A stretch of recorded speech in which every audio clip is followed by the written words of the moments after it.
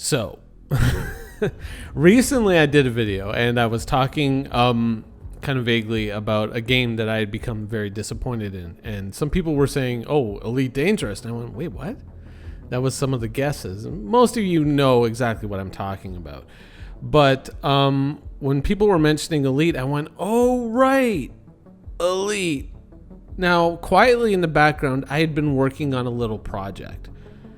And I was hoping to delve into that a little bit more after Odyssey had come out. And I had been, kind of laying the groundwork for that. And the truth of it is I got so busy IRL, and I didn't have a chance to play Odyssey at all when it launched. I was trying to finish a big thing in WoW. I was trying to finish a season in World of Tanks, and I was playing Star Citizen at the same time. And when you kind of play any of these games with any level of commitment, any real level of commitment, it can be fairly time consuming, especially if you're talking about an MMO that is trying very difficultly or trying very hard to destroy themselves like WoW obviously is. But when I saw these comments about Elite Dangerous, I have to admit the fact that Elite Dangerous had just totally fallen off the radar. I wasn't aware of anything that had happened around Odyssey other than Odyssey had been released. And I assumed, well, I guess it went fairly well. I had assumed that, and I saw these comments and I went, huh? Is there a problem with Odyssey? Because honestly, I just didn't know. I really did not know.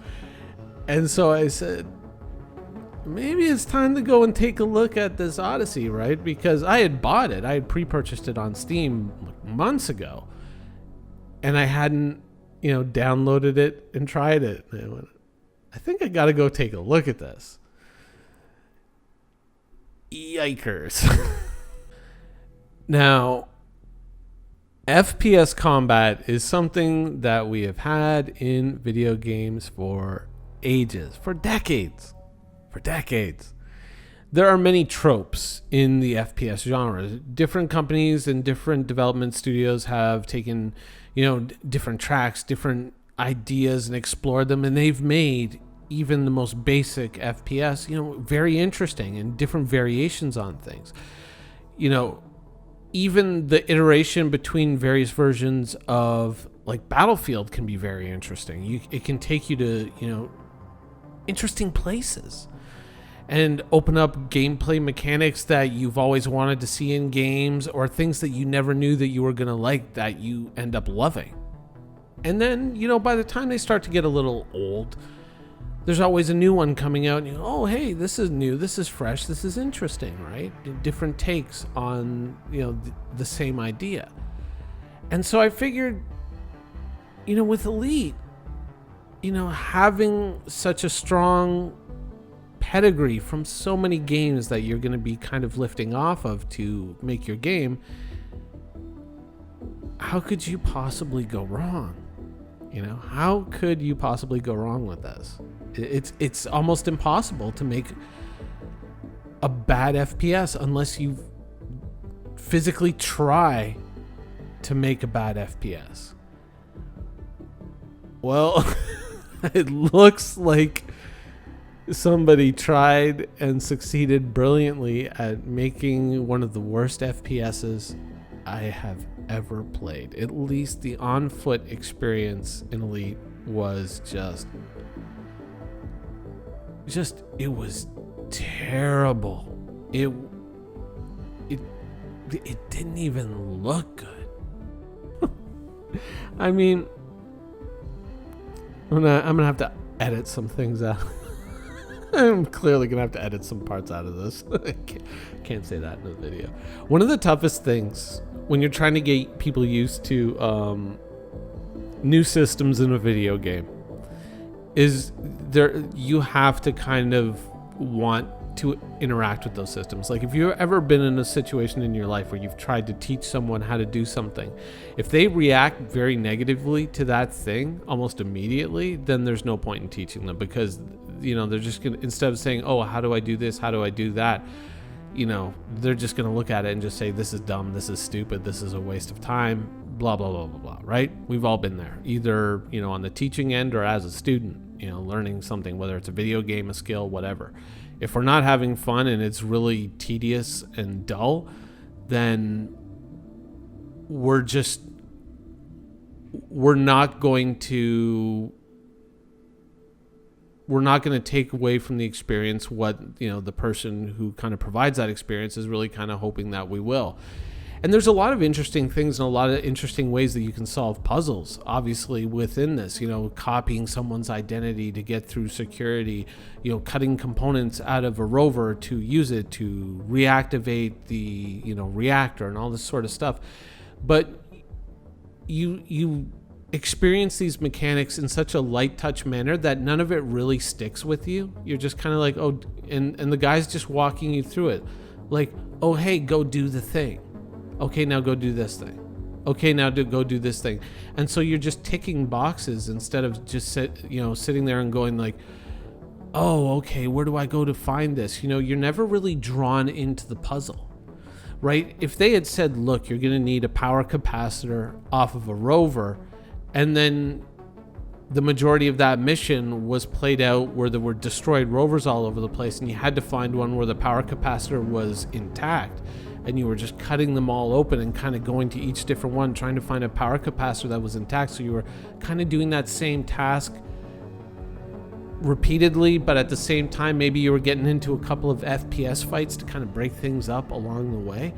I think that would be better. And then you go to the next mission and it's like, let's talk about copying identities. And you go to the next mission and it's like, hey, here's a chance to learn about, rerouting power or hacking a terminal, something like that, something cool. Whereas they just kind of flopped all the mechanics on you in the dullest way possible and just said, here it all is, have fun.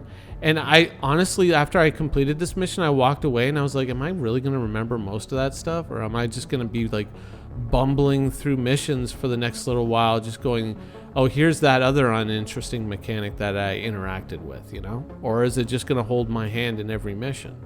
And that just wasn't a good feeling at all. When you want to have a puzzle, you want the puzzle to be compelling and interesting. Now, does this mean that, oh my God, Minion hates Elite, but Elite's my favorite game, that sort of thing? No, I'm going to come back to this at a later date. Or, I might actually play a little of it tonight after I finish this video. And, kind of do a few more of just the mission board missions and try out the FPS action with a proper armor suit and proper gear and that sort of thing, and give it a few more tries to see what it's genuinely like. Because it could just simply be that this first mission was just terribly done, right? It could literally be that. And one of the most important things when you're being critical of something is you have to be critical of yourself, right? And you have to sit there and say, am I seeing this right? Am I seeing this correctly?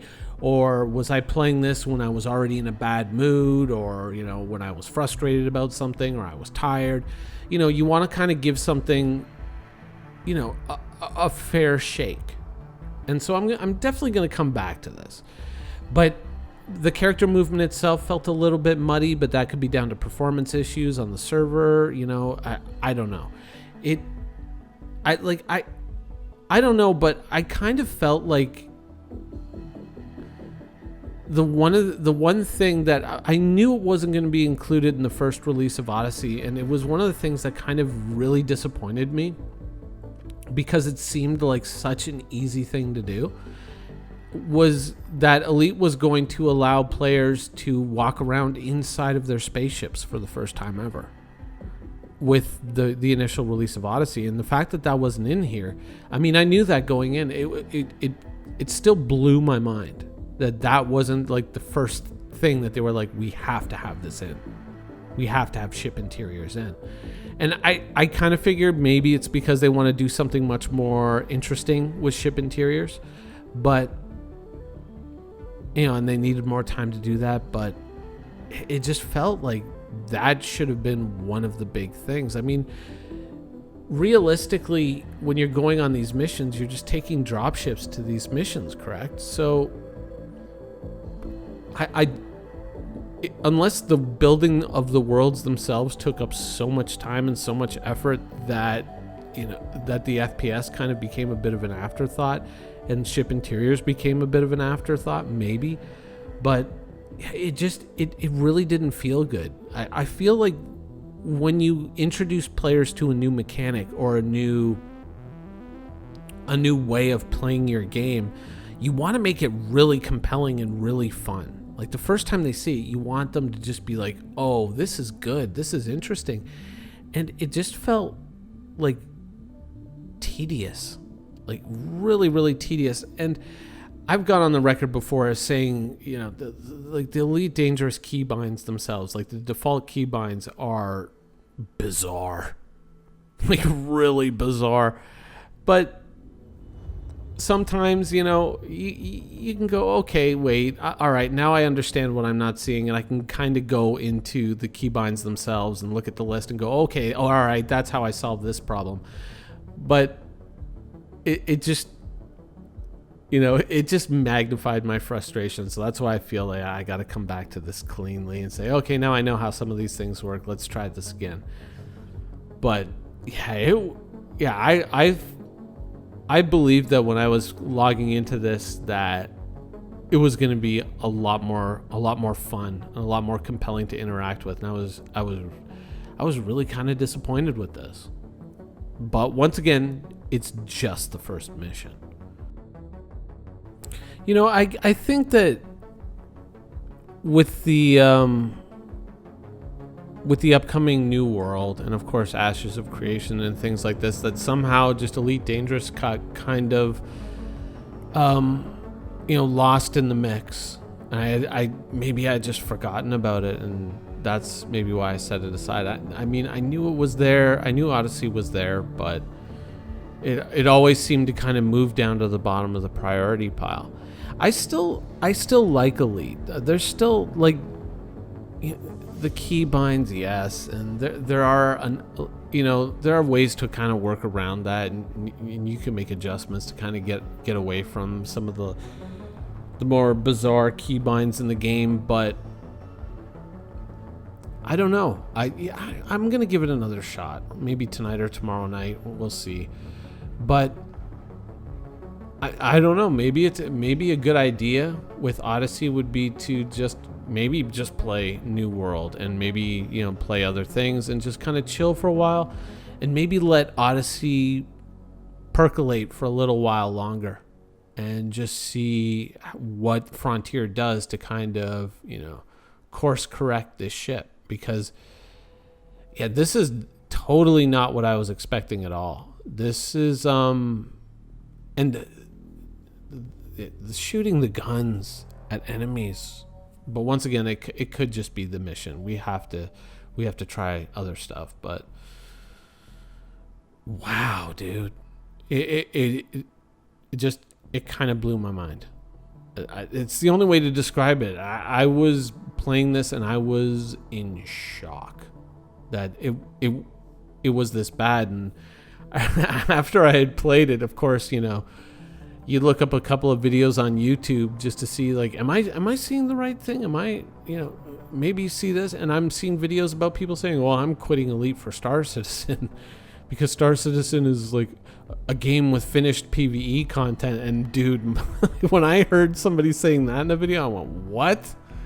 Since when? Since when? But and another thing, these menu screens, how are we still here after all these years? Come on. Navigating these things is a nightmare. Can we not just do that with the mouse, please? Like using the directional or the A, the A and the D keys. Can we not? Can we just not? And yeah, I don't know. The guns just felt absolutely bizarre, and even now, watching the footage after the fact, I don't know. Maybe I'm wrong. Maybe I'm seeing it the wrong way. I don't know. If there's anybody who's actually actively playing Elite right now, and this is just totally what you're all about, please tell me if is it just this mission? is it all of it like this? Because I would really love to know, because this was really not fun, and it takes a lot to make an FPS not fun. It takes a very concerted effort to kind of bring that off. Anyways, yeah, thanks for that little surprise. I hope you guys enjoyed the show. Thanks for watching. Thank you for watching. So if you want to keep up with the latest and greatest in Star Citizen and Squadron 42's development, please follow us on our social media channels. See you soon.